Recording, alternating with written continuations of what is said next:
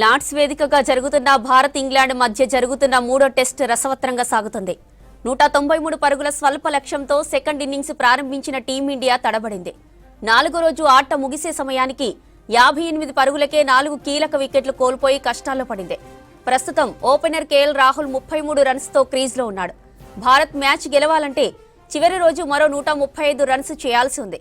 Pitch bowling కు సహకరిస్తుండటంతో match ఉత్కంఠగా మారింది. రైట్, ఇక ఇండియా ఇంగ్లాండ్ మధ్య థర్డ్ టెస్ట్ కు సంబంధించిన మరిన్ని డీటెయిల్స్ అనిల్ మనకి లైవ్ లో అందిస్తారు.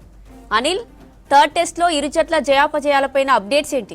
జరుగుతున్నటువంటి మూడవ టెస్ట్ లో రెండవ ఇన్నింగ్స్ కు మన ఈ రెండు టీంలకు కూడా ఇంగ్లాండ్ కానీ ఇండియాకు కానీ ఒక కీలకం కానుంది. ఈ టెస్ట్ మ్యాచ్ నెక్స్ట్ జరగబోయేటువంటి 2025 ఇప్పటి నుంచి మళ్ళీ 2027 అంటే మనకి ఐసీసీ వరల్డ్ టెస్ట్ ఛాంపియన్షిప్లో భాగంగా ఇది ఒక కీలక మ్యాచ్ అయితే కాబోతుంది. సో ఈ మూడవ టెస్ట్లో లార్డ్స్లో జరుగుతుంది. ఇందులో మొదటి ఇన్నింగ్స్లో అటు ఇంగ్లాండ్ తర్వాత ఇండియా రెండూ కూడా సమం, అంటే 387 పరుగులు రెండు టీమ్స్ కూడా సమానంగా పరుగులు చేశాయి. ఇక ఆ రెండో ఇన్నింగ్స్లో మాత్రం పూర్తిగా ఇండియా బ్యాట్స్మెన్కి సంబంధించి ఇండియా బౌలర్లు కూడా చాలా కీలకంగా ఆడారు. సో ఇంగ్లాండ్స్ బ్యాట్స్మెన్ మాత్రం వెంటనే టాప్ బ్యాట్స్మెన్ని వెంటనే వికెట్స్ తీసి పెవిలియన్కి పంపారు. కానీ ఏదైతే ఈ వికెట్లు తీసినటువంటి సంతోషాన్ని మళ్ళీ రెండవ ఇన్నింగ్స్లో మన ఇండియాకి సంబంధించినటువంటి బ్యాట్స్మెన్ ఎంతోసేపు కూడా ఉంచలేకపోయారు. ఎందుకంటే మన ఇండియా టీంకి సంబంధించినటువంటి బ్యాట్స్మెన్ కూడా వెంటనే వికెట్లు పడిపోయాయి. మనకి యశస్విన్ జైస్వాల్ మనకి అంతకుముందు చాలా స్కోర్ చేసినటువంటి ప్లేయర్స్ కూడా చాలా తక్కువ స్కోర్కి తర్వాత జైస్వాల్ మాత్రం డక్అవుట్ అయినటువంటి పరిస్థితి. అంటే ఈ మ్యాచ్ గెలవాలంటే ఈరోజు చాలా క్రూషియల్ కానుంది. వికెట్లను కాపాడుకుంటేనే ఈ టీమిండియాకు సంబంధించినటువంటి ఇప్పటివరకు 58 పరుగులు చేసి 4 వికెట్లు కోల్పోయినా టాప్ వికెట్లు కోల్పోయాయి. కానీ ఇప్పుడున్నటువంటి వికెట్లని కాపాడుకోగలిగితే ఈ మిగిలిన 135 పరుగులు చేసి మాత్రం ఆధిక్యంలోకి దూసుకుపోవచ్చు. ఎందుకంటే ఇప్పటికే ఈ 4 టెస్టుల సిరీస్లో ఇప్పటికే 5 టెస్టుల సిరీస్లో ఇప్పటికే ఇంగ్లాండ్ ఇండియా చెరొక మ్యాచ్ గెలిచింది. మొదట ఇంగ్లాండ్ గెలిస్తే సెకండ్ది ఇండియా గెలిచింది. సో ఈరోజు మ్యాచ్ గెలిస్తే అది ఆ టీం ఆధిక్యంలోకి దూసుకుపోతుంది. ఇక ఈ మ్యాచ్కి సంబంధించి 193 స్వల్ప పరుగులనే, అంటే తక్కువ పరుగులనే ఛేదించడంలో భారత్కి మొదట్లోనే కొంత ఎదురు దెబ్బ తగిలిందని చెప్పాలి. ఎందుకంటే ఓపెనర్ యశస్వి జైస్వాల్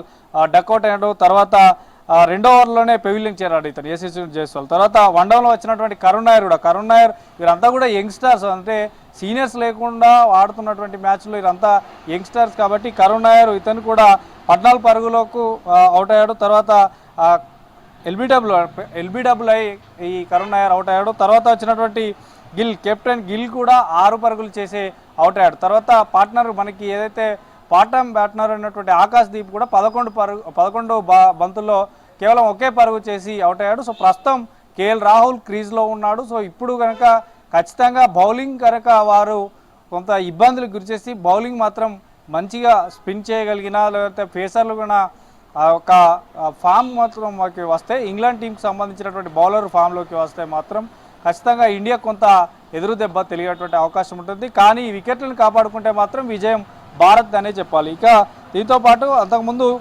ఇంగ్లాండ్కి సంబంధించినటువంటి మ్యాచ్ అంటే చాలా తక్కువ స్కోర్కే కట్టడి చేశారు. తొందర వికెట్లు పడగొట్టినా కూడా ఇండియా టీంకి సంబంధించినటువంటి బ్యాట్స్మెన్ మాత్రం అంత ప్రదర్శన కనబరచలేదు. సో ఓవరాల్గా లార్డ్స్లో కేవలం ఇప్పటివరకు ఇండియా 3 మ్యాచ్లు గెలిచింది టెస్ట్ మ్యాచ్లకు సంబంధించి. సో కొంత రికార్డులు లార్డ్స్లో లేకున్నా కూడా ఈరోజు జరగబోయేటువంటి మ్యాచ్ చాలా క్రూషియల్ కానుంది. ఎందుకంటే ఇప్పటికీ 58 పరుగులు చేశారు. కేవలం మంచి అంటే టాప్ ఆర్డర్లో ఉన్నటువంటి బ్యాట్స్మెన్ అవుట్ అయిపోయారు. కాబట్టి కేఎల్ రాహుల్ ఒక్కరు ఖచ్చితంగా క్రీజ్లో ఉండి చాలా తక్కువనే ఉంది స్కోర్ కాబట్టి, సో బాల్ చూసుకుంటూ అంటే ఆడితే మాత్రం ఖచ్చితంగా విజయ అవకాశాలు భారత్ వైపే ఉన్నాయని చెప్పాలి. ఇక ఈ టెస్ట్కి సంబంధించి మనకి ఏదైతే మొదట కూడా మనకి 387 పరుగులు చేసినటువంటి ఇంగ్లాండ్ మాత్రం కేవలం 193 పరుగుల, అంటే 192 పరుగులకే ఆల్అవుట్ చేసేశారు. 193 పరుగులు మనకి టార్గెట్ పెట్టారు. ఇందులో సుందర్ చాలా బౌలింగ్ చేసిన తర్వాత సిరాజు ఈ ఇద్దరు కలిసి మాత్రం ఇంగ్లాండ్ బ్యాట్స్మెన్ని